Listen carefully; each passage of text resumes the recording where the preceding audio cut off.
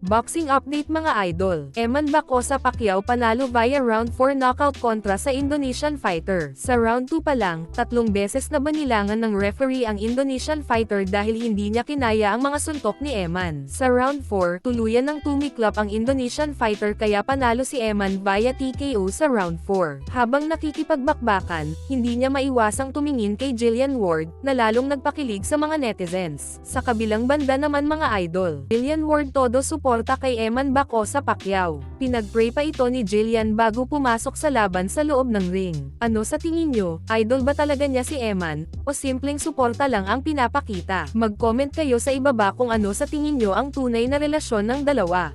Sa kabilang banda naman mga idol, naglabas ng prediksyon ang UFC superstar na si Conor McGregor kaugnay sa paparating na rematch ni Floyd Mayweather Jr. at Manny Pacquiao. Sa kanyang social media post, malinaw na sinabi ni McGregor na si Mayweather ang kanyang inaasahang magwawagi, dahilan upang muling uminit ang diskusyon sa mundo ng boxing at MMA. Umani agad ng reaksyon ang pahayag, hati ang fans, maingay ang social media, at mas lalong tumitindi ang hype bago ang laban.